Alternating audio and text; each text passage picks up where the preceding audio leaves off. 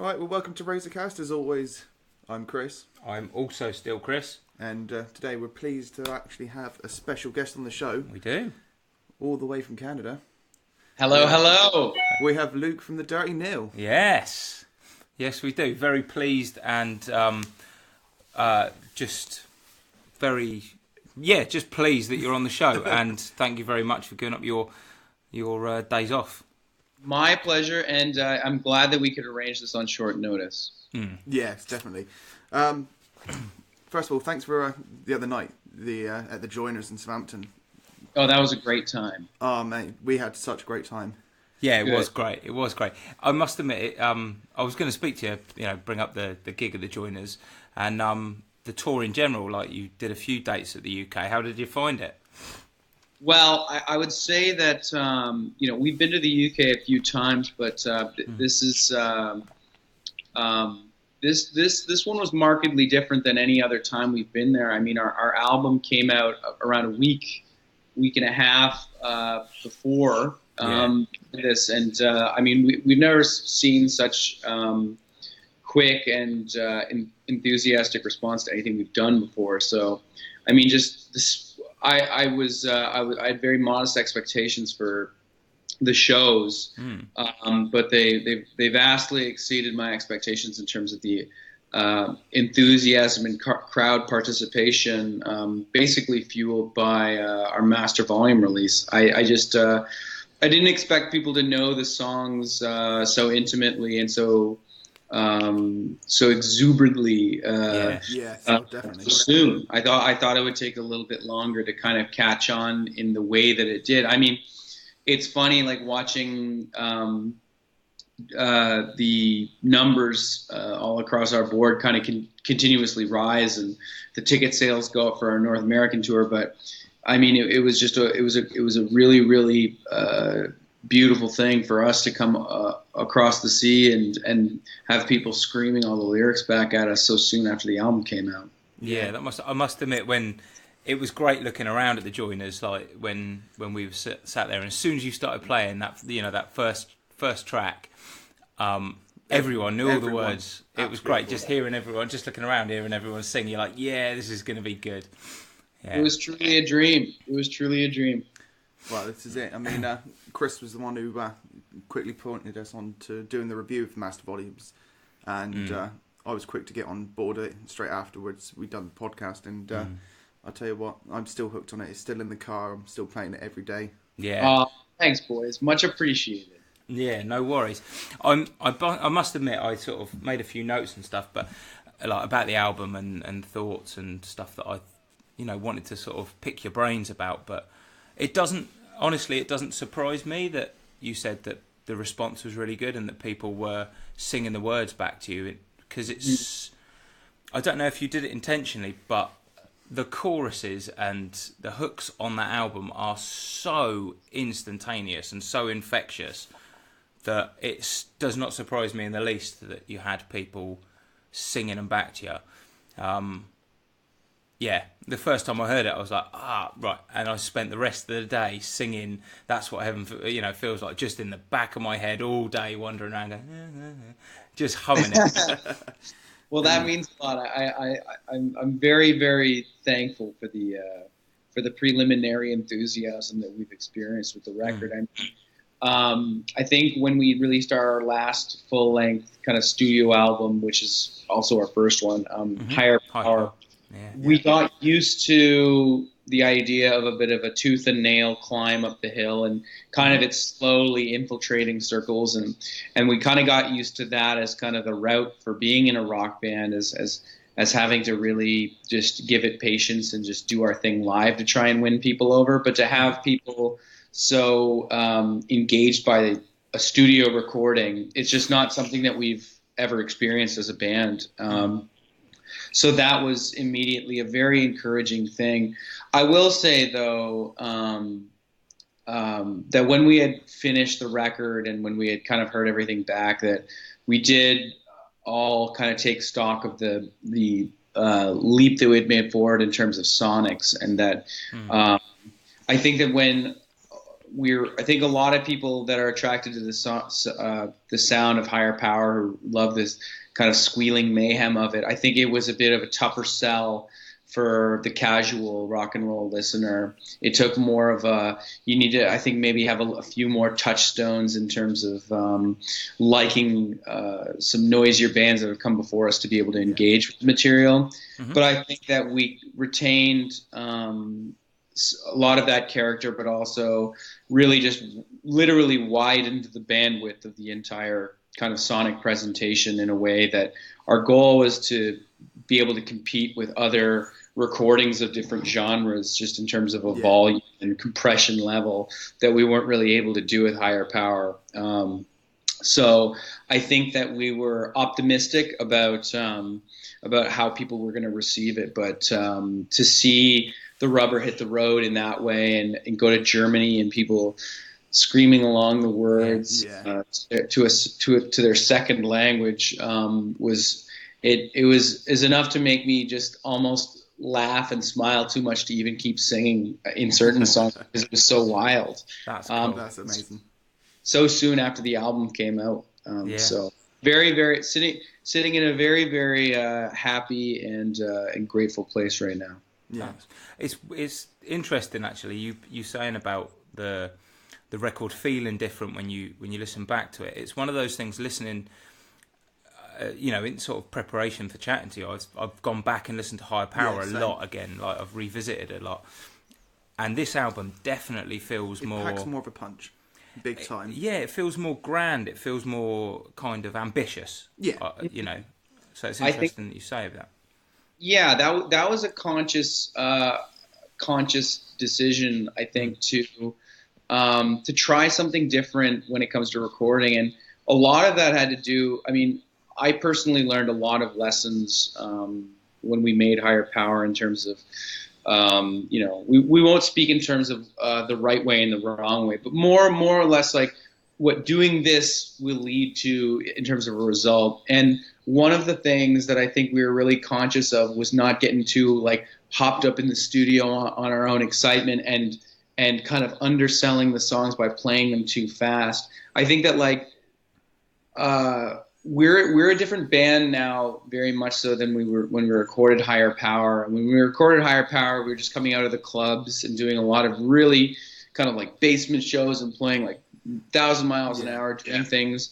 And we still, of course, have that on our tool belt that we can do that and certainly enjoy doing that. But I think that spending time in big, like going out for 2 or 3 months with Against Me and seeing the way people react to songs that you can jump to and having those big drops and those big choruses, that left a kind of an imprint on our DNA that I think that we had always been chasing. Like I think we never saw ourselves as this kind of band that was going to play 1,000,000 miles an hour and just bowl people over, and like some people will get it and some might not get it. That was just kind of how Higher Power turned out. I think that we always kind of wanted a kind of wider, full spectrum recording, but we just learned, I think, that doing the things that we did on Higher Power weren't going to necessarily lead to that the second time. We knew what we had done, but I think that when we were rehearsing this material, when Ross joined the band, right when we started writing this record, and Ross has infinitely more studio experience than we do, and has played in so many different types of bands. He's played in a lot of hardcore bands, doom metal. He's played, country. Have a retrospect of everything. Exactly. A much more eclectic mix of both playing music and especially recording music. So when it came to, 90% of the effort and hours that were spent on crafting this material was spent on the nuts and bolts of the arrangement. And we really wanted to bring our producer, John Goodmanson, a really kind of a confident batch of songs that didn't need a shitload of tinkering with, that we felt playing live, and that had a good kind of there's definitely some sprinters on the album for sure, but we also wanted some ones that that were able to kind of deliver a punch that you just can't deliver if you're just going 1,000 miles an hour. Right? Yeah. Like, power is usually, and we kind of learned it after we had made higher power, like real true, that sonic kind of crunch and those big moments where everything kind of explodes. It comes from a place of the entire band working together with we were listening to like a lot of the Jesus Lizard, and those kind of like really cold mechanical riffs that they have together, and it's the meanest, nastiest shit, and it's not 1,000,000 miles an hour. And you listen, Black Sabbath, or even like some of the stuff that we were really listening to was a Canadian hardcore band called No Warning. But we were also listening to like Queen and Missy Elliott and Shaggy. Oh, brilliant! Yeah, we were listening to a million things, and I think that what Ross really brought to the chemistry of the band was just a totally free, clean slate of musical appreciation, regardless of the genre. I think in previous times in our band, we've had certain kind of dogmas about what we can and can't do that were more based around fear of how we'd be perceived if we went down a certain route, or if we do this, maybe people will think we're cool. And like, I think that those are a lot of tendencies that a lot of younger people fall into. But I think after we had really just kind of seen the whole higher power thing through, we disposed of all those kinds of preconceived, as I said, dogmas, and we're just more excited about doing something that turned us on, and we're more interested in making something that we were really excited about, rather than trying to be a part of one specific community or anything like that. Or so I was just going to say, that sounds very much like you saying about kind of being rather than going 100 miles an hour and kind of really sort of sitting in that one speed, one genre kind of attack. That kind of attack. The fact that, you've kind of hinted at it, that it sounds very much like, and you can hear it on the record, that you sound like a much more confident band. Yeah.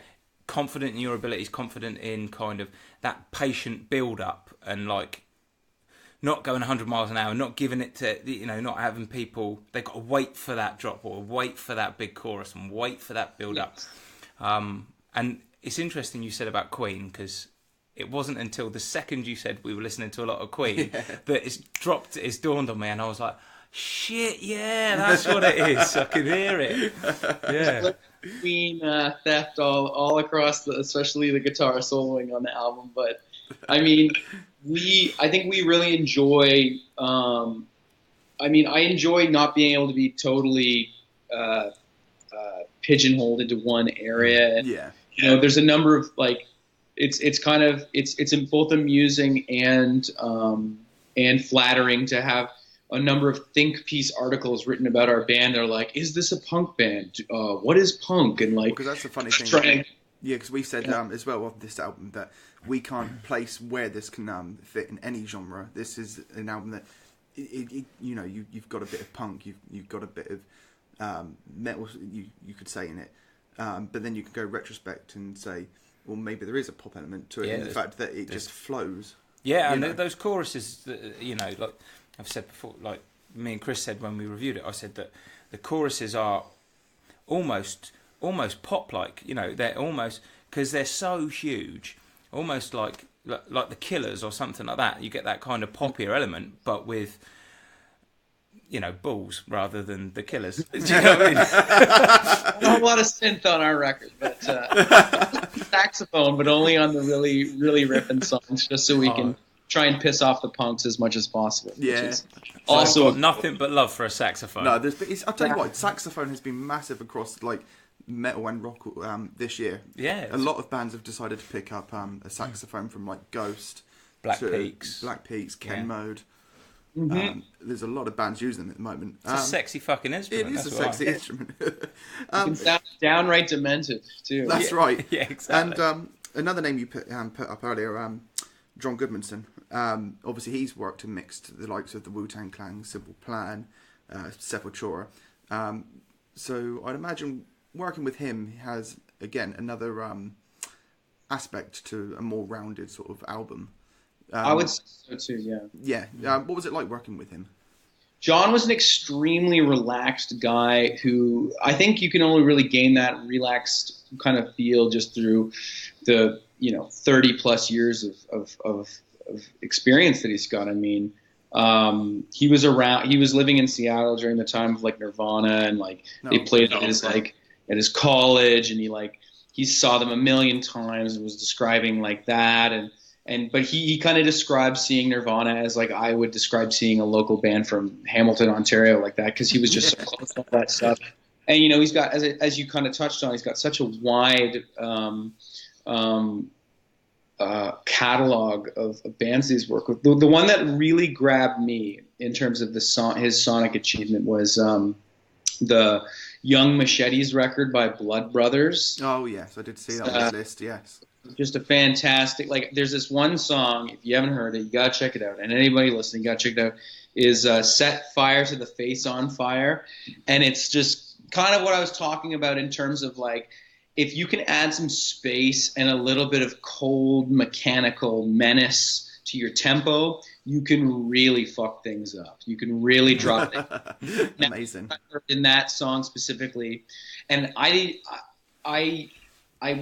didn't even know that John had done it until we were starting to work together. And I was like, oh my God, you did that record. But John was he was the perfect guy for us on this record because he was really complimentary towards the amount of work that we had put in.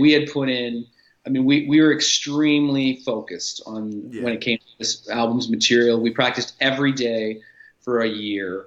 While we were on tour, we practiced every day. We'd practice at sound check for these songs. I would work with Ross on the harmonies and show him things and get his opinion. We'd kind of work on things that way. We demoed 6 times. We were just constantly this album was the only real focus of our time. All of 2017, we were so focused on it. And the thing that John also brought was just a very relaxed, fun atmosphere. It was that he knew when to push us and when to just kind of let us ride. But we worked really well together. He knew when to when I would be overthinking things in the studio, as anyone who has spent that much time thinking about one thing will do, he would just be like, no, it's fine. We're moving on. Don't worry about it. So he brought that kind of really light, that attitude that I think we had needed, because I think by the time we had got to the studio, although we were immensely confident in the material that we had amassed, we were also really tightly wound because of how long we had our nose to the grindstone on it. And he brought this breath of fresh air of guys, this is great. Let's just relax and do this thing. He had a couple really smart arrangement suggestions on a song or two, but other than that, he was just I was recording demos all the time on my cell phone of us and sending them to me great, keep it coming. So I think that his really relaxed atmosphere was just the perfect complement to us after a year of just being on the road. And any day that we weren't on the road, we're in the jam space working on this stuff. So having a really seasoned, calm, and confident guy come in who was also just an absolute reservoir of new metal stories, which have a morbid and somewhat mean-spirited fascination with being able to kind of cut up any moment with delivering an anecdote in that vein was a huge asset to the entire experience. But we had 3 weeks booked at the studio, and we only did 2, and then the last week was just basically drinking beers and ordering pizzas, and the fact that we had accomplished the record that we had basically built the entire year of our lives around doing. So it was the most enjoyable recording experience by 1,000 years that I've ever done. Having that last week sounds lovely. Being able to sit and go, fucking hell, we've done a year of hard work, and exactly. Yeah, exactly. Amazing. So, John was also, I think, very very, when we were meeting with producers and talking to producers about the album, there was a lot of people that were very interested in doing this album because we had a few demos circulating around, and people were eager to work with us. Obviously, luckily, that's a very nice position to be in as a band. But John was the most kind of laid back, and in terms of his vision of the band and his vision of the recording and the process, we clicked with him instantly. There was some people that had done wicked records recently, like we were talking to the guy who had just done Culture Abuse's album, Peach. Yeah. Scott, and he was really cool, awesome. But John, at the end of the day, just had a really we kind of sat down and we drank a bottle of wine and we ate a pizza in Seattle when we were on tour, and he just kind of said, all right, so you guys are like, this is what I love about your live show. This is what I think, how I think we should do this thing, all of you guys.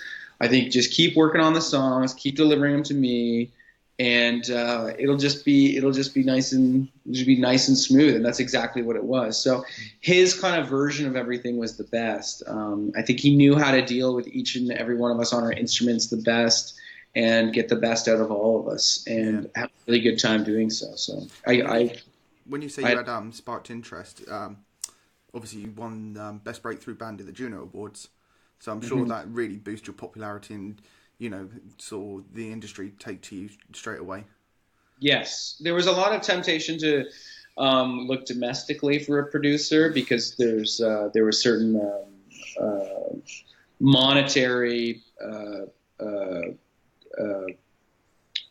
incentives to do so. Yeah. Like jet lag. Yeah, I mean, at the end of the day, like as I said, John sold us on his very relaxed vision for recording this, and his once we got going and his enthusiasm for certain songs, he just had the best time ever, and it was infectious. There's no limit of talent in Canada in terms of somebody that could have delivered us a great record, but I just don't think that anybody that we were talking to had the same kind of very chill demeanor and body of work that we respected as him. So it was a perfect combination of people, I think. Yeah. Big congratulations, by the way, on the award. Well, thank you very much. Amazing. Well deserved. Yeah, well deserved. Talking about the album, I really wanted to talk about the lyrical content. Listening to Higher Power and then listening to this, there seems to be, to my ears, particularly songs like Auf Wiedersehen, Always High, and particularly I Don't Want That Phone Call, they sound like they're sung, or those lyrics sound like they're sung from a place of actual experience as opposed to plucking ideas out of the air. I don't know if I'm putting my own emotions onto them or... No, you're certainly right about that. I mean, Higher Power and a lot of the lyrical content, I think, comes from a place of starry-eyed optimism of what it's going to be like to go on tour forever. And we'd done some touring before that, but we knew that when we released this album, this was going to bring us all over the world, and we were going to be gone for a long period of time. So I think that a lot of the dreams of like being on the road and having fun and all that stuff were kind of that was a lot of the inspiration behind at least the lyrics of Higher Power, and that excitement lent itself into the tempos and everything like that. It was all just like, get us out there, let's do it. Yeah, like puppies. Exactly. A puppy dog enthusiast. On Master Volume, it's definitely coming from a place of experience and no less enthusiasm for rock and roll, but at least I think a more rounded out and less one-sided vision of what it's like to be in a touring rock and roll band. And I would say it's got a lot of, at the end of the day, a lot of comfort in terms of like, I'm so happy that I get to do this with my life. But also there's another side of that coin that we had not yet discovered for ourselves. You can hear these stories from other people and stuff, but until you discover it for yourself, there's nothing quite like experience, right? I mean, Master Volume is its ultimate lyrical themes are basically failed relationships, substance abuse, and the comfort in the knowledge that it's a short life, but it's a fun life, and you gotta have a little bit of fun before you rattle. Yeah, no, definitely. I must admit, like the fact that you said about the sort of substance abuse and things like that, and the fact that you're still kind of, it doesn't, none of the lyrics and none of the sort of lyrical standpoint on this sounds like you don't sound drained and like a world weary, like you've been beaten up by the world. There's still optimism in still this. Energy in it. Things like I Don't Want That Phone Call, what I love about it, and although clearly that song sounds like it comes from a place of kind of heavy emotions. There's some heavy emotions by the sounds of it in there. It still retains this kind of it sounds more like this kind of frustration to me, like for fuck's sake kind of thing, rather than being downtrodden about it. And no, I think that ultimately, even though our band has a lyrically and visually and even musically, we have a certain Gallows humor that pervades our entire presentation. Absolutely. That ultimately, like, we're optimistic about things, and even with the kind of specific subject matter of I Don't Want That Phone Call, kind of like railing against a friend who just cannot get their shit together and is probably going to kill themselves with drugs and alcohol. It's still trying to find some, not humor, but like some bit of smile or smirk in the whole situation, because as I said, like that's basically if it doesn't make you smile, then it's just not part of the Nil. Like even when we touch on our most darkest of subject matters, we still, the response is intended is still some sort of kind of smirk, at least at the very, very least, even if we're talking about that kind of material. But I would also say that just the overall kind of thing about the album is just trying to urge people to enjoy their lives, because it is a short life, and it's, as tempting as these kinds of things are with drugs and alcohol, and as fun as they are, and as they start out rather, that I mean, if we're in any position of influence, we're just here to try and assuage our listeners, and especially our younger ones, to try and treat these things with caution and respect, and enjoy your life, enjoy everything, but also respect yourself and respect your body, because these things can be very dangerous, and there's nothing more boring than watching a person kill themselves with drugs and alcohol. Like, it's just, it's the stupidest fucking thing. It's the stupidest way to go. And, we're all 28 years old, so we've all seen a bunch of casualties from the aforementioned substances. But it's just, I think that that's it's, as you said, it's kind of coming at it from a place of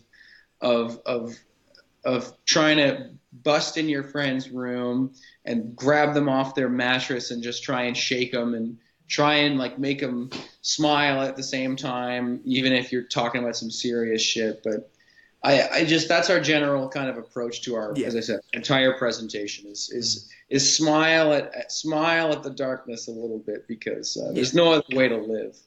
No, totally. I mean, I think that's why that song, particularly that song on the album, sort of resonates so much with me. As somebody, I've somebody who sort of dealt with those same frustrations of trying to drag somebody back from the brink and dealing with it. You hit the kind of nail on the head. The way I feel about it, the way you've described it there, that gallows humour and that kind of, it's almost, as daft as it might sometimes sound, it's that kind of it's boredom. When once you've seen it 2 or 3 times and you've banged your head against the brick wall, that boredom and that frustration does turn to that kind of gallows humour that you mentioned, and I think that makes the subject matter so much more relatable to people, particularly people who've been in that situation. And I think that's probably why that song resonates so so deeply with me, and I can imagine it resonates deeply with other people for the same reason. Well, thank you. Yeah, we've had a lot of people reach out about that song in particular as something that has moved them, which is obviously the ultimate compliment as a writer to hear that. Something that you were feeling and writing, and that it evoked not even an emotion out of somebody, but a similar emotion that you were feeling. That is a kind of a pride and a feeling of connection that I feel extremely grateful to have accomplished. That feeling of connection that you sort of touched on then, I don't know if this is just this is across the board or this is just what I saw at Southampton, but at your show, people seemed really connected and really comfortable with you guys. I've never been to a gig where people decide to use falcon calls and various birds of prey thing. It was genius. I think that that's part of our band, is that we want it to be like as much of like we don't want it to be like a rhetorical performance where we just play the songs and you guys clap in the middle. Rock and roll is for the people, it's about, as lame as I cringe that I just said that, but I really do mean it. If I could think of a wittier way to say it, I would have, but it's the involvement of the crowd and the spontaneity of a rock show. Like that is something that I cherish that we get to have as a band, because especially with Ross, like I think that our chemistry on stage and with the audience, getting to interact with us, that's the way we want the audience to feel. Like, obviously, if some guy just keeps yelling out the same song name over and again, we're gonna tear you a new asshole with the whole crowd involved. But we want people to contribute, because this isn't just about us. This is about everybody that took some time out of their nights, took some time away from their fucking cell phones to spend an hour with us and celebrate how fucking awesome it is to be alive and rock and roll and all of its glory. And that, despite, again, how lame that might sound, I truly believe that. And it is that kind of feeling that I think that when I was mentioning earlier that the Master Volume shows so far have been a markedly different and special tone from any other things that we've ever done, that I think that's the way that I feel at these shows versus anything else we've ever done. I think that we're obviously confident in the material, but the way that the audience interacts with us and the way that they participate because they have an attachment to the new songs in particular is something where I feel like we're all going to church, baby. We're all going to church. God gave rock and roll to you. It's about every single person in that room, not just us. And we never want to be like, we're up on this, we dress like assholes, but that's more and because it's fun. But it's more, we are for the as I said, the communal feel of us all being together in one room doing this. And it's only going to be as fun as the crowd is having, right? So I mean, we like to basically delete the lines between who's playing and who's in the crowd, and we're all just part of this one big thing. That being said, don't take my microphone, please. I would appreciate it if you didn't take my microphone. But if you do, we'll have some fun with it. You know what I'm saying? And I want to say thank you for playing Metallica as well at the gig. I mean, and I want to publicly apologise to the guy that I nearly broke his nose. Because as soon as you started that, because I'm a massive Metallica fan, and as soon as you started playing Hit the Lights, that was it. I was straight in the pit. Yeah, you went into some voodoo trance. No, I didn't you? did, yes. That's all about. You got taken by the spirit. I Yeah. did. And going off the back of Higher Power, as you were saying earlier, I see that you guys have done something like 350 shows over the course of 3 years, was it? Yeah, I would say even more than that when I was actually adding them up. It's close. It's more like 400 or something. Fuck. And that must have been intense. And then touring with the likes of Billy Talent and Against Me. Did you take any sort of like notes from those guys at all? You know? Yeah. I would say that, especially from Against Me and Billy Talent, both those bands are good examples of perseverance is everything. I mean, Billy Talent got their record deal when they were my age now. So like, wow. They were full grown men when they got any kind of shine, and they had been a band for a long time. So, and same thing with Against Me. If you had even just kind of like a skim through Laura's book Tranny, you'll see the kind of things that they went through. But big time. Perseverance it's just everything, and perseverance not coming at it from a place of we want to be mega millionaires or anything, but that it's great to be alive and it's great to play rock and roll because it fucking beats the fuck out of anything else. Like I think anybody who's in a rock and roll band in this day and age, unless you're like I don't know, one of these bands that plays along the tracks and whatever, like it gets some sort of development deal, whatever. Not trying to knock your bullshit, but like 21 Pilots. Yeah. I think that any rock and roll I'll call band, them out. Don't worry about it. we have a tweet thing going. We're just trying to have fun. We'd love to even just meet them someday, but we've got a tweet series called 21 Tweets for 21 Pilots, and it's going very well. No response yet, but we'd love to meet you one day, 21 Pilots, if you're listening. We love you.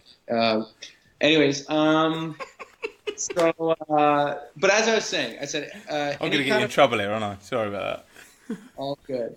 Any rock and roll band that's kind of been around for a while and who is like us has worked a lot of shitty jobs and gone through a lot of shitty times, and you appreciate every kind of victory that you get. And I mean, my mantra that my mom kind of very wisely bestowed to me is that rock and roll is its own reward. So I mean, that's kind of something that I picked up from these bands, is that like you look at them like you got all these bands and stuff's going great, but then you learn about the lows in their lives and you watch kind of things from a very intimate perspective of like on any given tour, it doesn't matter if it's a great tour, shit constantly goes wrong for even the headliners, and they're having problems in their personal lives and everything.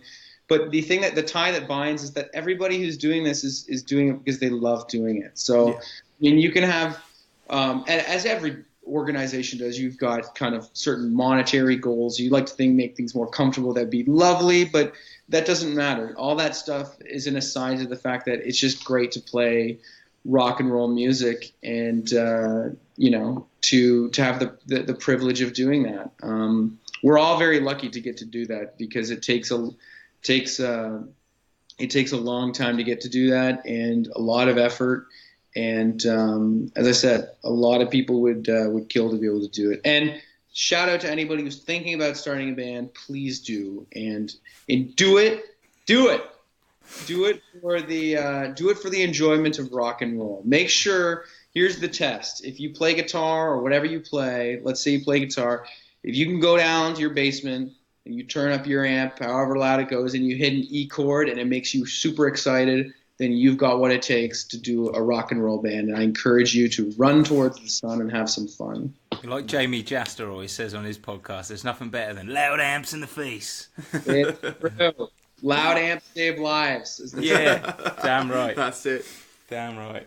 I was going to say, talking about kind of touring, as Chris just pointed out, you guys have pretty much toured incessantly since Higher Power, or before that even. Just a slightly sort of less serious question. Like, I always wonder, there's big periods of time where you must be sat in a van, driving from place to place to place. What sort of topics of conversation come up when you're sat in the car, sat in the van? Absolutely brutal, like stupid, like ideas of like, okay, so a lot of what would you rather's. Yeah. One common one is like, would you rather have Cheeto dust permanently on your fingers or sweat mayonnaise? Oh, that's Cheeto dust. See, I'm gonna have to get back to you. I'm gonna have to email you that one. As you can imagine, hour-long debates of the pros and cons of each affliction. So a lot of that, a lot of talks about of just like anything but rock and roll. Or I mean, we listen to a lot of podcasts. I write a lot. Like I try and keep track of every day. I'm gonna publish my scandalous tell-all memoirs someday, and. No, I think we spend a lot of time just kind of just talking about absolute nonsense, like just really, really dumb topics of conversation is a really great way to pass the time. But yeah, I mean, like that's one of the hardest things about touring, I'd say, is just the long hours in the van get to really they can really start to eat you. You've got to have your own way of staying sane for those things. I think a lot of those hours get the best of some people, and as kind of as you know, non-toxic as they might appear, they really have a cumulative effect if you don't have a way of dealing with them. So I mean, reading a lot, writing a lot, trying to stay productive. If you adopt a little bit of a mindset that you're not in jail, but it's like you're in kind of like a very close a minimum security detention facility. That's you've got to find like your a way. Summer camp. Exactly. Yeah. So I mean, you've got to keep yourself busy, because if you just sit there thinking about whatever, it takes a lot of mental discipline, I think, that you have to either have innately or be determined to develop, because you can really eat yourself through your brain if you don't develop that. I think that you've just got to have that kind of self-discipline to shift the topic of thought in your own mind. Because I imagine it must be quite difficult. You guys, like the three of you guys, must be quite in tune to each other as well, because it must be quite difficult to be able to look over and go, yeah, I probably won't say this or won't say that at the minute, because I can see Carl's had enough. Like, he just wants to shut off a little bit. That must be quite difficult to know each other's triggers, if you like, or whatever. I think that once you spend enough time with people, like, so much of communication you learn is just nonverbal, and people just kind of give off a vibe that it's just like, I think it's not, it can't just be, it can be a lot more complicated than just, he doesn't want me to talk to him. I think that people can give off, once you spend enough time with them, you can interpret their body language and everything, and maybe even the pheromones in the air, who knows, of just like, I think he doesn't want me to talk about this specific thing, or that, you know, that there's that kind of stuff that you can really tune in from each other. But I think that we've also, as I said, since the moment that Ross joined, we adopted a real kind of like gang philosophy of like, it's us against the world. And I mean, like, not in a hostile way, but like, we are the only brothers that we have to get this thing done, and we need to take as good care of each other as possible and respect each other and respect our contributions and decide in a very like clear way. It's like, okay, this is what you're going to do, this is what I'm going to do, this is what you're going to do, and we're going to support each other. And just because we contribute differently doesn't mean we contribute that there's any kind of disrespect or anything like that. It's a very, very team, gang-oriented spirit that I think really helps sustain our band, because we do, with the experience that we've got at this point, you know, being in our late 20s, we do understand the perils of taking each other for granted. And we've all been in bands before, and we've all been in situations where the group dynamic was less than copacetic. So I think having a real philosophy of you know, team spirit and mutual respect is a very important force of our band, and it really helps us. It not only helps get along, but it helps us be creative. It helps every single facet of our collaboration to flourish. So that's a real focus of our band, and doing little funny, nice things for each other, as kind of cutesy as that sounds. But like getting, like, somebody will say some catchphrase and somebody will get like a T-shirt made of it and give it to them. But just little things like that. Just, I mean, we love each other very much, and even though Ross has only been in the band for about a year and a half now. We've traveled many, many miles together. It's hard to imagine what it was like before Ross. And so we've got a real outlook of respect for each other, and we just I think that really, really sustains us. We also just hang out together a lot. We love having fun together. So, I mean, we all know when, those things aside. So some people just might be feeling down a certain day, or like we're at the end, we're still like three youngish dudes who like are joshing with each other all the time. So feathers get ruffled once in a while, but like as I said, the ultimate thing is it's us versus the world, baby. So that's where we stick. Man. And one of the other things is I'm not going to get you into trouble, but you get bands that coming over from the North America, like from the US or Canada, and they always say that the UK crowd is the best crowd they play to. I mean, I can only imagine it being very different, because I imagine you guys play slightly larger crowds in Canada. Yes. Yes. So sort of playing the more intimate gigs in the UK, do you feel you get that more of a connection with the UK crowd than you would with the, say, North American crowds? It's hard. I mean, every single show is so different that I hesitate to kind of paint with broad brushstrokes. Is there a big difference between what the fans, how fans act, or kind of the culture of fans across the pond? Or I think that the most distinguishing feature of any fan base that we've encountered is, in Germany, they'll tell you exactly what the fuck they're thinking. Like, it's just like, I really enjoyed the third, fifth, and seventh song. The rest were not so good. Like, bad. Like, just, thanks for the feedback, much appreciated. So I mean, I really enjoy that about Germany, of just people kind of just and the telling UK just Falcon cool all the time. And pissed. I think we're all pissed. Yeah. it's funny because some people in America complain that the UK crowds are too cool for school, and sometimes some. But I've never found that to be true. I found my experience is far more in line with the description you gave.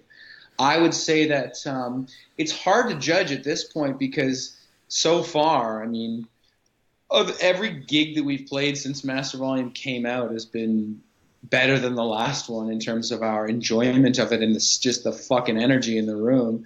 So I'll have a more accurate picture of that once we get back from the United States. But I think that there's been such a change and such an increase in energy to the show since we dropped that album that it makes me almost negate any previous experience, you know?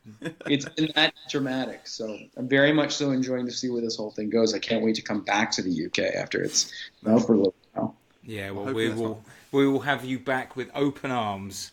Big time. Very much so appreciate that. Yeah, another quick question. This is only a very quick question. It's just something that's just dawned on me about the British Isles that I can't comment on. Is our food really that shit?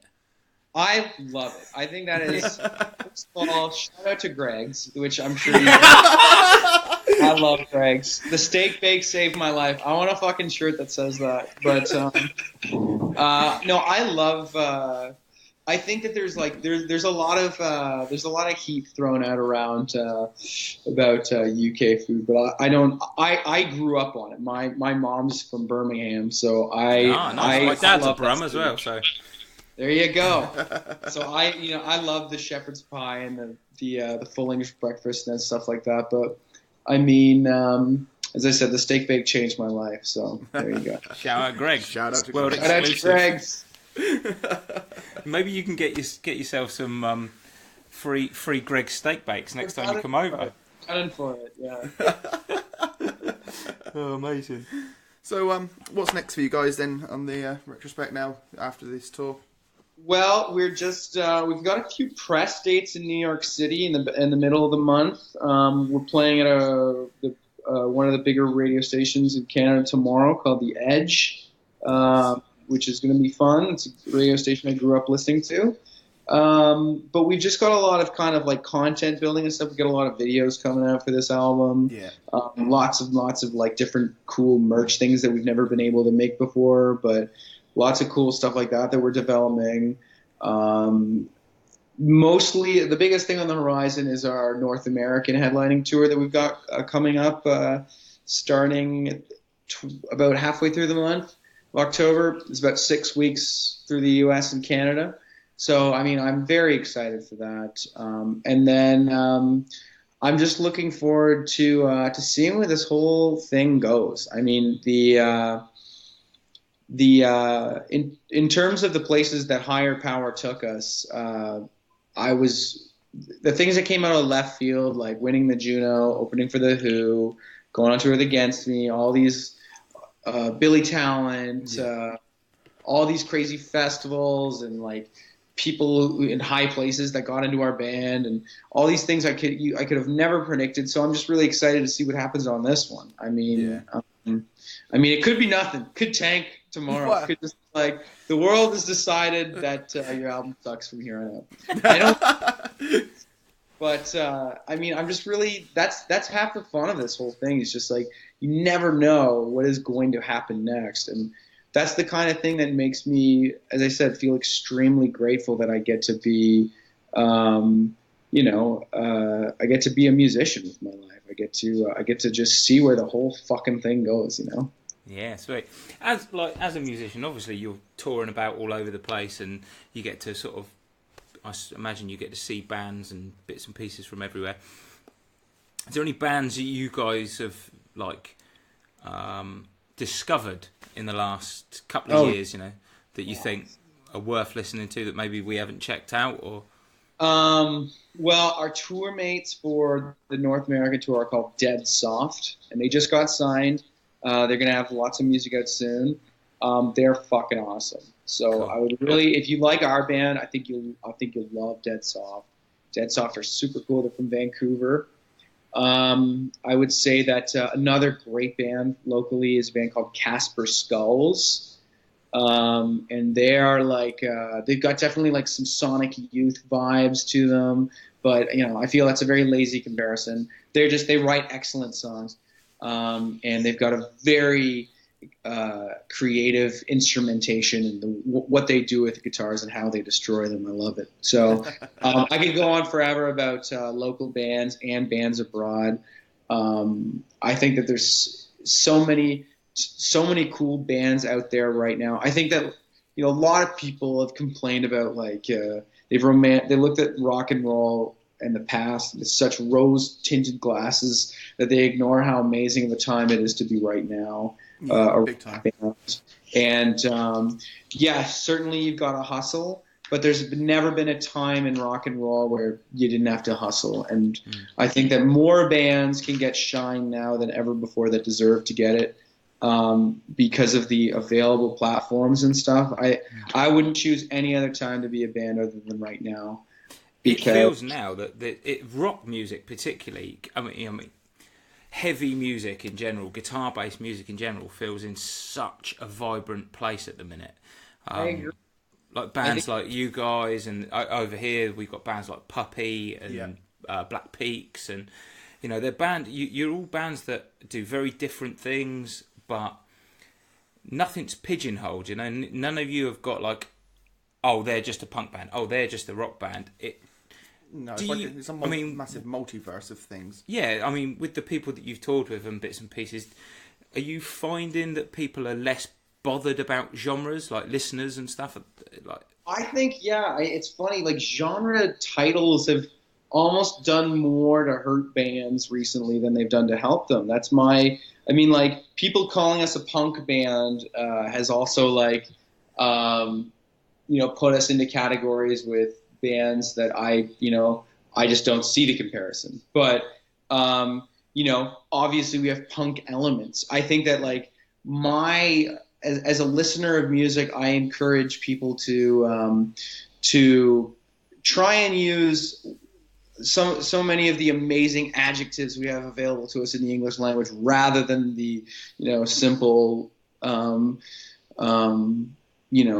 kind of subgenre names that we have. I understand that for expediency and certain things must be used at certain times, but I find it way more interesting to try and like describe the crashing of the things, and that just might be me though. I think that's fucking amen to that. Yeah. Yeah, as I said, there's a lot of beautiful goddamn words out there. So flex your vocabulary and try and describe the way a band makes you feel, rather than the genre title that the record store put on it. Well, in that case, I think the Dirty Nil would probably be fucking wonderful. Exactly. And anyway, we'll leave it on that then. Yeah, don't want to waste too much of your hard-earned time off. It's been an absolute pleasure talking to you guys. Thank you very much. I'm glad we could hook it up on such short notice, and it was really great seeing you guys over there. Yeah, no, thank you. And you really not only appreciate your time now and here, but really fucking appreciate the record. It is superb. Thanks. Appreciate you guys making it down to our little town of Southampton and rocking out for us. Ah, brilliant. And if everybody hasn't got it yet, go out and fucking buy Master Volume now, because buy one for your grandma too. Yeah, damn right. Anyway, cheers for your time, buddy. All right, cheers, Chris's. Cheers. Take buddy. care. Take care. Cheers.